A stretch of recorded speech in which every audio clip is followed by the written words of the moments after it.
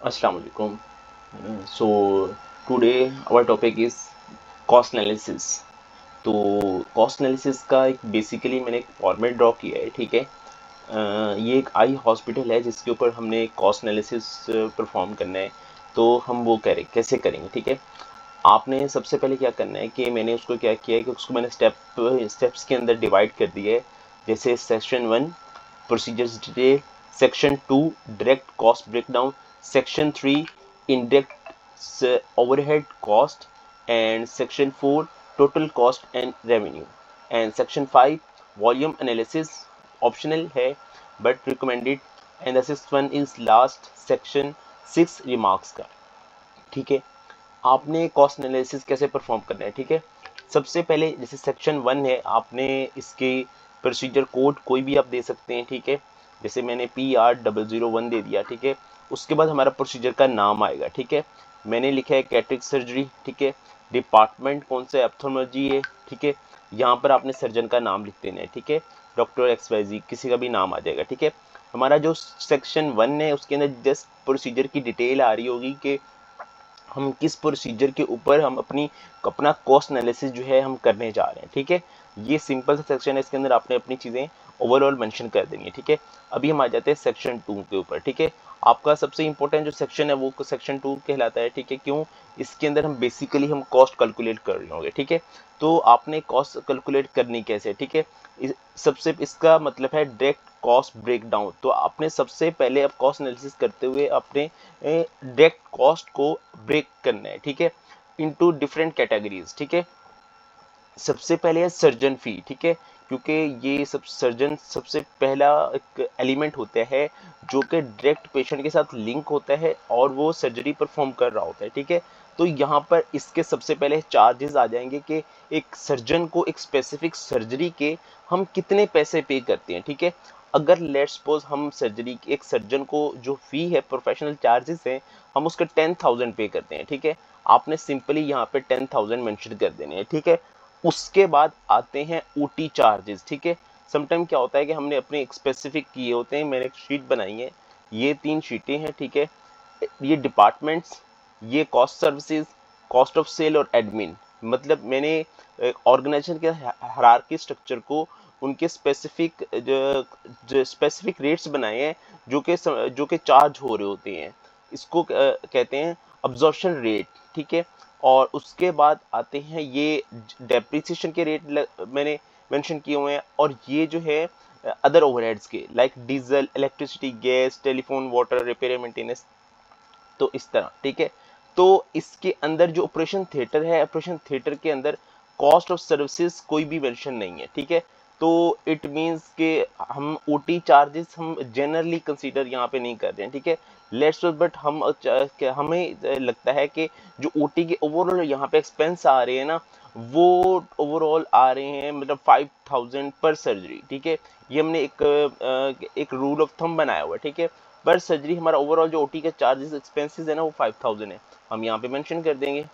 उसके बाद हम हमने देखना है नर्सिंग कॉस्ट, हमने देखना है हमारी जो पॉलिसी है, पॉलिसी के अंदर पर सर्जरी के ऊपर हमारी कितने नर्सिंग जो स्टाफ होता है जो पेशेंट के साथ लिंक होता है, ठीक है। लेट्स सपोज हम हमारी पॉलिसी में लिखा हुआ है कि एक पेशेंट के साथ एक नर्सिंग स्टाफ होना लाजमी है, ठीक है। तो हम उसकी कॉस्ट निकाल लेंगे, ठीक है। लेट्स सपोज उसकी जो है नर्सिंग की कॉस्ट कैसे निकालेंगे, अगेन हम इस शीट में जाते हैं कि अगर या तो होता है कि हमने अगर कोई पॉलिसी बनाई है नर्सिंग स्टाफ से रेलिवेंट कि अगर नर्सिंग स्टाफ हमारा यूज़ होगा ओटी ऑपरेशन थिएटर के अंदर तो उसकी इतनी कॉस्ट आएगी, ठीक है। तो फिर तो हम यहाँ से मेंशन कर देंगे, जैसे लेबॉर्ट्री, ठीक है, फार्मेसी, इस तरह। तो हम यहाँ से मेंशन कर देंगे। अगर यहाँ पर मेंशन नहीं है, अगर आपने पॉलिसीज़ की नहीं बनाई हुई, तो इट्स अप टू यू कि आप कितने परसेंटेज उसके ऊपर चार्ज करना चाहते हैं, ठीक है। अब नर्सिंग स्टाफ जो है लेट्स सपोज अगर नर्सिंग स्टाफ जो यूज़ हो रहा है वो प्राइमरीली उसके लिए यूज़ हो रहा है, OT staff OT operation theatre के लिए यूज़ हो रहा है या फिर वो किसी और डिपार्टमेंट में के लिए भी यूज़ हो रहा है, ठीक है। हमने ये चीज़ भी चेक करनी होती है, ठीक है। अगर एक लेट्स सपोज नर्सिंग स्टाफ है वो सिर्फ ऑपरेशन थिएटर के लिए ही यूज़ होता है और उसकी जो सैलरी है वो लेट्स सपोज 50,000 है, ठीक है, पर मंथ। ठीक है। और अगर हम यही पर मंथ उसकी सैलरी है 50,000 और हम इसको निकालते हैं डे वाइज सैलरी, इसको जब हम डिवाइड कर देंगे 30 से, ये हमारा पर डे की सैलरी आ गई, ठीक है। लेट्स सपोज हमारे पास पर डे की सैलरी के अंदर हमारे पास जो पर डे के अंदर पेशेंट आते हैं नॉर्मली कैटरेक्ट सर्जरी के, वो लेट्स सपोज 10 होते हैं, ठीक है। इसको हम डिवाइड कर देंगे डिवाइडेड बाय 10, ठीक है। तो हमारे पास ये पर पेशेंट की पर डे की सर्जरी, हमारे सर्जरी की नर्सिंग स्टाफ की कॉस्ट आ गई, ठीक है। तो ये हम यहाँ पर मेंशन कर देंगे, ठीक है। ये आप पर डिपेंड करता है कि कितने पेशेंट्स आते हैं आपके पास। अगर ज़्यादा आते हैं तो फिर आप ज़्यादा से आप उसी कैलकुलेशन अकॉर्डिंगली आप डिवाइड कर देंगे, ठीक है। फिर होती है मेडिसिन, ठीक है। अब मेडिसिन हम जो जो यूज़ होगी ना, ठीक है। अब जैसे इंजेक्शन हो गए, ड्रॉप्स हो गई, कोई ड्रग मेडिसिन हो गई, इंसुलिन हो गई, कोई इस तरह की मेडिसिन, कोई भी जो सर्जरी में यूज़ करते हैं, ठीक है, उसको कॉस्ट हमने यहाँ पर लिख देनी है, ठीक है। लेकिन समटाइम ऐसा होता है कि कुछ जैसे कुछ ड्रॉप्स होते हैं वो एक पेशेंट में भी डले होते हैं, सेकंड पेशेंट के अंदर भी, तो हम उसको हम इसको इस तरह मतलब समटाइम जूम कर रहे होते हैं कि जो एक जो जो ड्रॉप जो है वो मतलब पर पेशेंट के ऊपर हम यूज़ कर रहे हैं, ठीक है। और ये जो ड्रॉप का जो साशे है वो तकरीबन अप्रॉक्सीमेट 10 पेशेंट के ऊपर हम इजीली यूज़ कर सकते हैं। तो फिर वो जो उस ड्रॉप की लेट्स 1000 रुपीज़ कॉस्ट है ना, तो 1000 को हम अगर 10 पेशेंट पे यूज कर सकते हैं तो इसको ये डिवाइडेड बाय 10 करेंगे तो ये पर पेशेंट के ऊपर चार्जेस आ जाएंगे 100 रुपीज, ठीक है। तो इस तरह आपने इसकी भी कॉस्ट निकाल लेनी है। अगर तो वो जो मेडिसिन है वो डायरेक्टली वन टाइम यूजेज है, ठीक है, मतलब वो जो एक ड्रॉप की है वो सारे के सारे एक ही पेशेंट के ऊपर यूज होने हैं, या वो जो मेडिसिन है इंजेक्शन है वन टाइम यूज होना है, या कोई ड्रग्स है वो वन टाइम यूज होनी है उस पेशेंट के ऊपर, किसी और पेशेंट के ऊपर हम नहीं यूज कर सकते हैं, तो फिर तो सारी की सारी कॉस्ट एक ही जो है ना पेशेंट बेयर करेगा। बट अगर वो एक जो ड्रग की जो मेडिसिन है वो मल्टीपल पेशेंट के ऊपर हम यूज कर सकते हैं, तो हम देखेंगे हम कितने पेशेंट के ऊपर यूज कर सकते हैं। जितने पेशेंट के ऊपर यूज कर सकते हैं तो उस जो मेडिसिन की जो कॉस्ट है उसको divided by number of patient कर देना है, ठीक है। लेट्स सपोज अगर 10,000 अगर की वो मेडिसिन है और हम 10 पेशेंट के ऊपर यूज कर सकते हैं, तो सिंपली हमने इसको डिवाइडेड बाय 10 कर देना, ये पर पेशेंट की हमारे पास मेडिसिन की कॉस्ट आ जाएगी। सेम एज कंज्यूमेबल, कंज्यूमेबल में क्या है कि लाइक हम सिरिंजेस यूज करते हैं, ग्लव्स यूज करते हैं, लेंसेज यूज कर रहे होते हैं। नॉर्मली ये ग्लव्स ये सब चीज़ें ये वन टाइम ही होती हैं, ठीक है। तो इसकी जितनी भी कॉस्ट आएगी वो सबकी सब हम पर उसी पेशेंट को ही चार्ज कर रहे होंगे। लेट्स वो इसकी हम कहते हैं कि 500 इसकी हमारे ऊपर कॉस्ट आ गई है, ठीक है। उसके बाद हमने सर्जरी जब हम परफॉर्म कर रहे हैं, ऑब्वियसली बात है हमने उसके ऊपर कोई टेस्ट भी कंडक्ट किए होंगे, हमारे मतलब ये हमारी ये कॉस्ट भी आई होगी। जैसे ओसीटी हमने अगर की है, आईओएल की है, ठीक है, तो हमने डिफरेंट या फिर ब्लड के टेस्ट, शुगर टेस्ट, जितने भी हमने टेस्ट किए होंगे पेशेंट के ऊपर, तो वो भी तो हमारी कॉस्ट आएगी। लेट्स सपोज इसके ऊपर अराउंड जो हमारी टोटल कॉस्ट आई है इस डायग्नोज करने के लिए, इस प्रोसीजर सर्जरी को सर्जरी के लिए, इस जितने भी हमने डायग्नोस्टिक टेस्ट किए हैं ना, उसकी लेट्स सपोज हमारे पास जो कॉस्ट आई है वो 3000 आई है, ठीक है। तो इट मीन्स हमारी जो डायरेक्ट कॉस्ट आ रही है एक सर्जरी के ऊपर वो आ रही है 18,766 की, ये डायरेक्ट कॉस्ट आ रही है, ठीक है। तो ये हमारी कैलकुलेट होगी ये डायरेक्ट कॉस्ट, ठीक है। अभी हम सेक्शन 3 के ऊपर जाते हैं, हमारी इनडायरेक्ट कॉस्ट क्या है।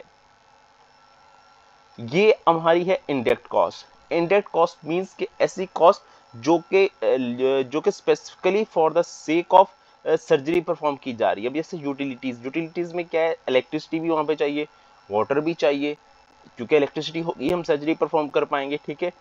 पानी की भी वहाँ पे नीड होती है, ठीक है। तो हम ये चाहेंगे क्या हमने इनकी पॉलिसी बनाई हुई है इनडायरेक्ट ओवरहेड की, हम देख लेते हैं। अब जैसे इलेक्ट्रिसिटी है, हमने कहा है जो इलेक्ट्रिसिटी है वो नॉर्मली 60% कॉस्ट ऑफ सर्विसेज पे यूज होती है। जब कोई भी हम सर्विसेज दे रहे होते हैं उसके तो 60% जो है वो इलेक्ट्रिसिटी यूज हो रही होती है, ठीक है। और इसके अलावा जो है हमने वाटर के ऊपर क्या है, वाटर के ऊपर भी हमने 60% मेंशन किया हुआ है, मतलब वाटर भी अगर हम यूज करें उसका भी हमने 60% लगाया हुआ है कि कॉस्ट ऑफ सर्विसेज यूज होगी, ठीक है। तो it means let's suppose electricity का बिल आया है 5000 का, ठीक है, और जो है वाटर का बिल आया, ठीक है, 3000 का, ठीक है। तो हमने क्या करना है, इसका टोटल ले लेना है 5000 प्लस 3000, ठीक है। ये इसको मैं नंबर में कर लेता हूँ, ठीक है। लेट्स सपोज 5000 और 3000, तो हमारे पास टोटल 8000 का बिल आया, ठीक है। हम चार्ज कर रहे हैं 60% इन दोनों का उस एक स्पेसिफिक सर्जरी के लिए, ठीक है। तो हम इसका 60% ले लेंगे, ये बना 4800। तो ये 4800 के जो ओवरहेड है वो चार्ज होंगे इस सर्जरी के लिए, ठीक है। और उसके बाद हमारा एडमिन स्टाफ है, ठीक है। एडमिन स्टाफ, एचआर अकाउंट्स, इनकी कितनी इन्वॉल्वमेंट हो रही है हम ये देख लेते हैं कि हमारे अपनी पॉलिसी के अंदर ये मेंशन किया है कि एचआर स्टाफ हमारा कितना रेलिवेंट होगा।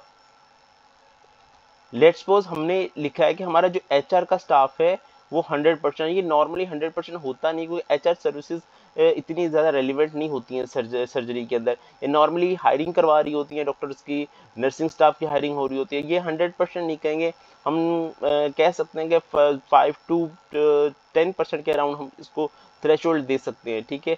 हम इसका 5% कर देते हैं। तो हम लेट्स सपोज हम कहते हैं कि कोई भी सर्जरी है उसका जो 5% की जो कॉस्ट है एचआर की लेट्स सपोज अगर हम कहते हैं 50,000 सैलरी है और उसका 5% जो है ना वो हायरिंग के वक्त या ऐसे यूज़ हो रहा है, तो हम उसको 5% की कॉस्ट दे सकते हैं। 2500 की ये फीस आ गई एडमिन की। और अकाउंट्स वगैरह की जो फीस उनसे कलेक्ट कर रहा होता है, जो कैश होता है वो कलेक्ट कर रहा होता है, तो उनकी ओवरऑल कॉस्ट हमने लगा ली 2500।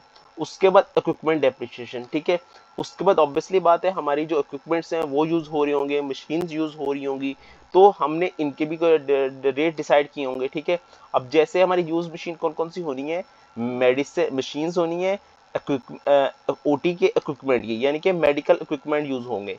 ऑब्वियसली बात है जो मेडिकल इक्विपमेंट होते हैं वो 100% for the sake of surgery he perform किए जाते हैं, ठीक है। तो इट मीन्स के उनके जितनी भी हमें डेप्रिसिएशन हम कैलकुलेट करेंगे वो सब की सब चार्ज ही इन्हें होगी कॉस्ट ऑफ सर्विसेज के अंदर, ठीक है। क्यों? क्योंकि जो सर्जरी है उसी के लिए तो अपने मेडिकल इक्विपमेंट परचेज किए हैं, फॉर द सेक ऑफ उसी के लिए तो वो यूज होंगे। तो इसलिए जितनी मेडिकल इक्विपमेंट की जो कॉस्ट होगी वो सब की सब इसी को चार्ज होगी सर्जरी के अंदर, ठीक है। अभी लेट्स सपोज एक इक्विपमेंट है उसकी हमारे पास जो कॉस्ट है वो 100,000 की है। 1 लाख रुपए का कोई इक्विपमेंट था, ठीक है। और हमने उसका डेप्रिसिएशन रेट रखा हुआ है पर मंथ लेट्स सपोज 10%, ठीक है। और पर मंथ की जो 10% एनुअली डेप्रिसिएशन रेट रखा हुआ है, ठीक है। और जब हम इसको इसको मल्टीप्लाई करेंगे 10% के साथ हमारे पास ये एनुअली 10,000 रुपए की डेप्रिसिएशन आ जाएगी, ठीक है। और जब हम 10,000 को डिवाइडेड बाय 12 करेंगे ये पर मंथ की डेप्रिसिएशन आ जाएगी, ठीक है। और अगर हम लेट्स अज्यूम हम किया था कि पर डे के ऊपर जो सर्जरी के जो पेशेंट आते हैं वो 10 आ रहे होते हैं, ठीक है। तो हम इसको डिवाइडेड बाय 10 करेंगे तो हमारे पास ये पर पेशेंट की ये कॉस्ट आ जाएगी इक्विपमेंट को यूज करने की, ठीक है। तो ये हमने क्योंकि इक्विपमेंट की कॉस्ट हमने 1 लाख ली है तो इसलिए ये आ रहा है। नॉर्मली ये 10 लाख 20 लाख 25 लाख इक्विपमेंट्स होते हैं, ठीक है।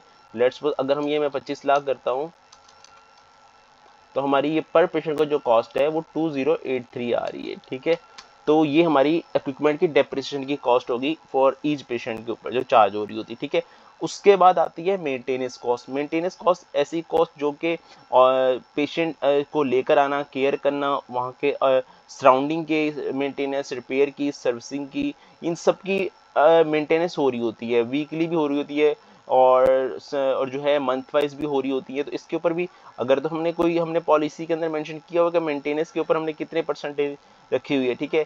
As per the respective allocation, मतलब जितनी हमने एलोकेशन की हुई है हमने उस एरिया की पूरी हॉस्पिटल के वाइज, तो हम उतना उसको रिपेयर का परसेंटेज चार्ज कर रहे होंगे, ठीक है। ये डिपेंड करता है पॉलिसी टू पॉलिसी, ठीक है। तो हम लेट्स सपोज हम कहते हैं कि हमारे जो मंथली रिपेयर की मेंटेनेंस होती है ना वो ओवरऑल जो एक्सपेंस आता है वो लेट्स सपोज आता है 200,000 का। 200,000 का हमारा ओवरऑल एक्सपेंस आता है। और जो हमारा ऑपरेशन थिएटर का जो एरिया है ना वो 20% स्पेस ले रहा है, ठीक है। तो हम ने 20% का अगर हमने कैलकुलेट किया मंथली जो रिपेयर मेंटेनेंस का खर्चा आता है तो इट मीन्स 40,000 रुपये जो है ना मंथली हमारा एक्सपेंस जा रहा है ऑपरेशन थिएटर के लिए, ठीक है। और हम देखते हैं ऑपरेशन थिएटर 40,000 रुपये जो हैं वो पर मंथ है। तो ये पर डे के ऊपर इसके कितना एक्सपेंस हुआ डिवाइडेड बाय 30 करेंगे तो ये पर डे के ऊपर इसकी कॉस्ट आ गई है। और पर डे के ऊपर आ गए तो हम इसको निकालने के पर पेशेंट के ऊपर हमारी कितनी कॉस्ट आ रही है, हम इसी को डिवाइडेड बाय 10 कर देंगे, ठीक है। तो हमारे पास ये पर पेशेंट की कॉस्ट आ गई मेंटेनेंस की 133 रुपीज़, ठीक है। इसी तरह हम इंडायरेक्ट कॉस्ट की भी हम टोटल कैलकुलेट कर लेंगे। 18,000 हमारी डायरेक्ट कॉस्ट आई है 18,766 की, और जो हमारी इंडायरेक्ट कॉस्ट आई है वो आई है 9,516 की इंडायरेक्ट कॉस्ट ओवरहेड की, ठीक है। तो हमारे पास दो कॉस्ट हमारे पास निकल कर आ गई हैं, ठीक है। तो हमने यहाँ पे अभी टोटल कॉस्ट और रेवेन्यू कैलकुलेट करनी है इन सेक्शन 4 के अंदर। टोटल डायरेक्ट कॉस्ट आई 18,766 की, टोटल इंडायरेक्ट कॉस्ट आई 9,516 की। तो इट मीन्स हमारे जो प्रोसीजर की जो टोटल कॉस्ट है वो आई है 28,282 की।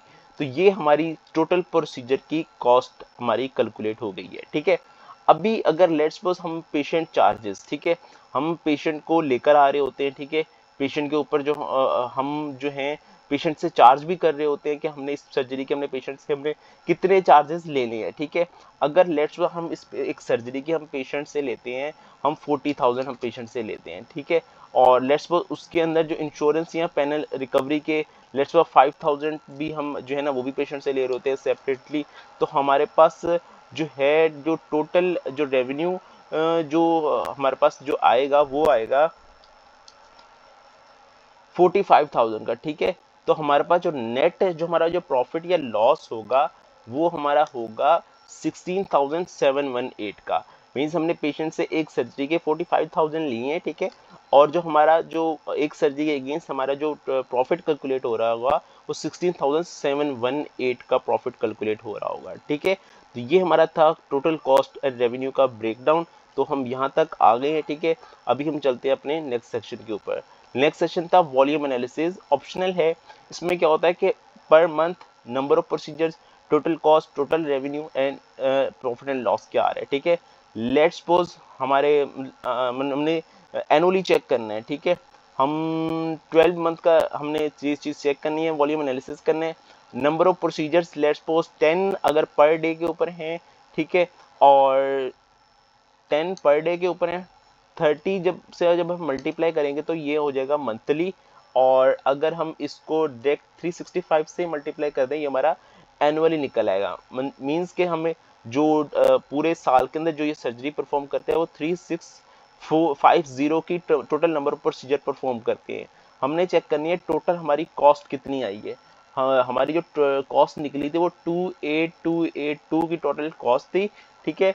जब हम इसको मल्टीप्लाई करेंगे नंबर ऑफ प्रोसीजर्स के साथ तो ये हमारी टोटल कॉस्ट आ गई है कि जो हम चार्ज कर रहे होते हैं एनुअली, ठीक है।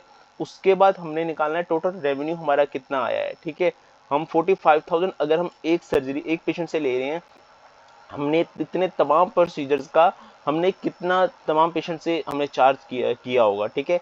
हम इसके साथ जब हमने मल्टीप्लाई किया है तो हमारे पास ये फिगर आ रही है, ठीक है। तो जब हम टोटल रेवेन्यू में से टोटल कॉस्ट को लेस करेंगे तो हमारे पास नेट प्रॉफिट की फिगर आ जाएगी कि हमने जो एनुअली जो हमने प्रॉफिट या लॉस किया है वो इस अमाउंट का किया है, ठीक है। तो ये हमारा वॉल्यूम एनालिसिस हो गया पूरे साल का कि हमने जितनी सर्जरीज हमने परफॉर्म की हैं उसकी बेस के ऊपर हमारे पास जो नेट प्रॉफिट कैलकुलेट हो रहा है या नेट लॉस आ रहा है वो हमारे पास कैलकुलेट होकर वो हमारे पास सामने आ गया है, ठीक है। तो उसके बाद जो हमारा लास्ट स्टेप है वो है रिमार्क्स का, ठीक है। ये एक ऑप्शनल होता है, ठीक है। डिपेंड करता है कि जो सर्जरीज हैं वो इंक्रीज हो रही हैं वो क्यों हो रही हैं, या फिर आपकी जो कॉस्ट के अंदर सबसे सिग्निफिकेंट जो पार्ट है वो किस चीज़ का है, ठीक है। आपका जो प्रॉफिटेबिलिटी जो पूरे साल के अंदर जो रेशो रहा है वो क्या रहा है, ठीक है। और सबसे हाईएस्ट कॉस्ट क्या आ रही है, सबसे मिनिमल कॉस्ट कौन सी आ रही है, ठीक है। और ये सब चीज़ के ऊपर हमारा एक रिमार्क्स होता है कि ओवरऑल क्या है। अगर हम जैसे ही देखें तो हमारी जो सबसे ज़्यादा जो कॉस्ट आ रही है डायरेक्ट कॉस्ट और इनडायरेक्ट कॉस्ट के अंदर, एक तो हमारे पास ही है टोटल डायरेक्ट कॉस्ट की 18,766 की। और अगर उसके अंदर जाएं तो सबसे ज़्यादा जो फिगर है वो डॉक्टर सर्जन की फ़ी है जो हमें सबसे ज़्यादा एक्सपेंसिव पड़ रही है, ठीक है। और इसी तरह अगर हम इंडायरेक्ट कॉस्ट की बात करें तो उसमें सबसे ज़्यादा हाईएस्ट कॉस्ट किसकी है, यूटिलिटीज़ की, हमारी जो इलेक्ट्रिसिटी है वाटर है इसकी सबसे हाईएस्ट कॉस्ट आ रही है, ठीक है। अगर मैं मिनिमल की बात करूं तो सबसे हमें जो कॉस्ट कम पड़ती है वो नॉर्मली मेडिसिन की आ रही होती है, ठीक है। तो बट ये कभी कभी एक्सपेंसिव भी होती है इस मेडिसिन। तो इस तरह ये ओवरऑल एक सर्जरी का हमने पूरे का कॉस्ट एनालिसिस कर लिया, ठीक है। आपने क्या कर आप क्या कर सकते हैं, इस तरह आप जितनी भी सर्जरीज आपकी परफॉर्म होती हैं, आप उसका जो कॉस्ट एनालिसिस है आप ऐसे परफॉर्म कर सकते हैं, और उसके बाद यहाँ पे आप शीट्स ऐड करते जाएं और तमाम जितनी भी सर्जरीज हैं आप उनका कॉस्ट एनालिसिस परफॉर्म करते जाएं इस तरह, और आपके पास ये तमाम फिगर्स आते रहेंगे, ठीक है। तो इससे क्या होगा, हमें एक आइडिया मिल जाएगा कि हमें इस सर्जरी के ऊपर हमारा इतना एक्सपेंस आ रहा है, ठीक है। और यहाँ पर आप एक शीट और बना सकते हैं, ठीक है, कंटेंट की, कि जितनी भी सर्जरीज हैं, और यहाँ पे पेज नंबर मेंशन कर सकते हैं। ये पेज 1 के ऊपर आपने एक सर्जरी परफॉर्म की है, ठीक है, और यहाँ पर आप पेज 2 कर सकते हैं, ठीक है। ये सेकंड पेज के ऊपर आपने सेकंड सर्जरी परफॉर्म की इस तरह, ठीक है। और यहाँ पे कंटेंट में लिखते हैं पेज 1 के ऊपर आपने ये सर्जरी परफॉर्म की है, पेज 2 के ऊपर ये, तो इजीली पर्सन कंटेंट से देख के और डायरेक्ट उस सर्जरी के ऊपर चला जाएगा कि उस सर्जरी के ऊपर क्या ओवरऑल कॉस्ट आ रही है, ठीक है। तो इस तरह हम अपनी कॉस्ट एनालिसिस परफॉर्म कर सकते हैं, ठीक है। तो ये पूरी तमाम चीज़ें मैंने होप सो मैंने आपको गाइड कर दी हैं, but still if you have any question please feel free to ask, so I am completely available, so thank you so much, jazakallah khair.